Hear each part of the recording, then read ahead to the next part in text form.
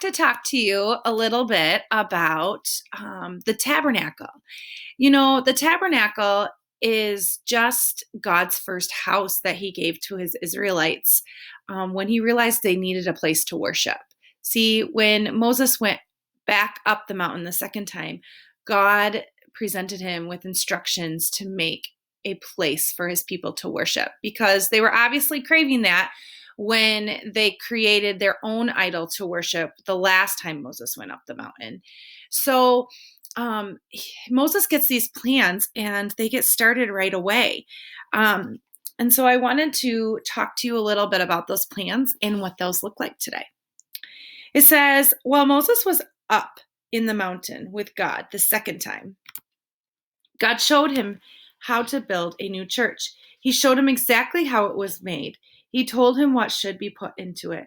Moses told the people at the foot of the mountain about the new church. So, really, this was their church. This was their place of worship.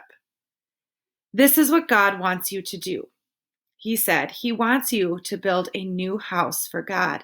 The Israelites were traveling from place to place. They could not build a big church out of bricks and stone. They had to make a tent church, which could be moved from place to place. It was called the tabernacle.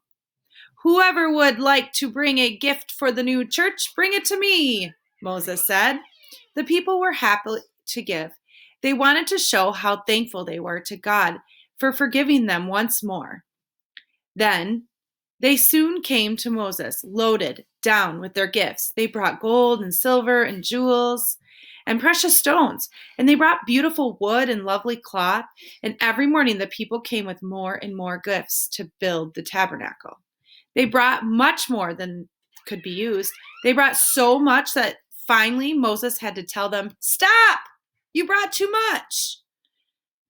Then they built the tabernacle according to God's plans. It took a long time to build it. Every man who was a good builder came to help and work. They were careful to use the best materials that they had. They did their best work. It was God's house they were making, so of course they did their best work. As soon as the tabernacle was put up, Moses lit the lamps, and then that special cloud that God's presence was in covered the tent, and the glory of the Lord filled the tabernacle. From that time on, a special pillar of cloud, which was leading them, always rested on top of the tabernacle, just above the Holy of Holies. And the people knew that their God was in the tabernacle. So I want to show you kind of a bird's eye view of the tabernacle. So if you look here, the outside of the tabernacle is represented by these lines. And the inside of the tabernacle, you would enter here, and they had the bronze altar right away, and that is where you made your sacrifices. And then they had the laver, and that's where you washed your hands. Then there was this holy place, and then there was the most holy place. Now, the most holiest place was only for the highest priest, and it usually was only there for them to use one time a year. And it was usually during Passover. And this place was just for the priests as well. And it was the priests that actually used the bronze altar. And we'll go into more depth about that later. But this is kind of the layout. You're going to be watching a video that gives you kind of a virtual field trip of the tabernacle too. So one day, God told Moses to tell the people to come to the door of the tabernacle. Now, that they had a church, they needed a minister, a person to be in charge, a priest. That had to be done by God. Moses said, then he brought his brother Aaron and his sons of Aaron together in front of the people. First, he washed them with water so they were clean because they were in a holy place. Then he dressed them in these beautiful pieces of clothing, which had been made especially for a priest and his helpers. In those days, ministers were called priests because they burned sacrifices to God for the people. Now, the sons of Aaron were to be the high priest. Aaron was to be the highest priest. The one I said could go in the most holy of holies one time a year. They had special cloth and clothes on. And when Moses was finished dressing Aaron and his sons, he poured oil on the tabernacle and the altar. He poured oil on Aaron's head too, until it streamed down his beard and down his robe. He sprinkled it on the coats of Aaron's son. Then they killed many animals and sacrificed them to God. This was to show that they were sorry for their sins, that they would serve God faithfully, and that they were thankful to God for his care.